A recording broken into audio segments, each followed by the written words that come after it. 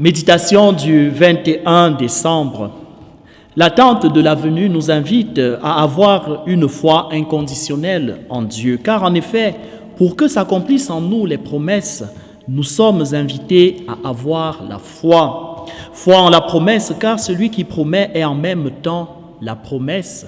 Celui qui réalise la promesse, le porteur de la promesse. La réalisation de la promesse ne devrait donc plus souffrir de quoi que ce soit, car il est lui-même celui-là qui la réalise. La foi en effet déplace les montagnes, dit-on. Lorsque le Christ ne fit pas de miracle exceptionnel dans sa propre contrée, les évangiles nous disent que c'est à cause du manque de foi de ses concitoyens. C'est-à-dire ici que la foi se tient comme un pilier, le fondement de toute action ou intervention de Dieu dans nos vies. Va, ta foi t'a sauvé. Ou alors, homme de peu de foi. Sont ici des déclarations qui nous précisent que l'action salvatrice du Christ dans nos vies porte du fruit ou pas, si et seulement si nous sommes actifs participants à cette action par notre foi. Celle-ci alors porte cette foi ou l'action qui en résulte à son achèvement, ou alors empêche cette action de se réaliser.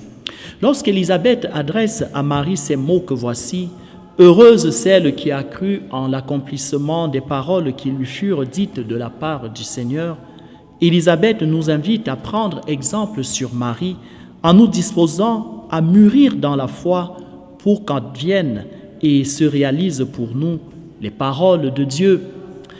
Quelle que soit la promesse ou l'attente, celle-ci ne peut se réaliser et n'advenir que si et seulement si nous croyons profondément en celui qui est à la fois l'auteur de la promesse, l'accomplissement de la promesse et la promesse elle-même.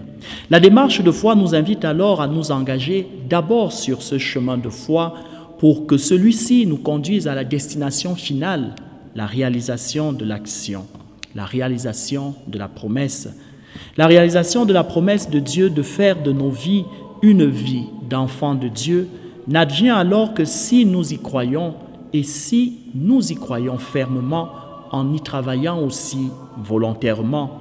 La promesse de nous guérir de tel ou tel mal, d'apporter telle ou telle solution aux difficultés que nous traversons ne devient effective que si et seulement si nous adhérons et facilitons cette voie de fait.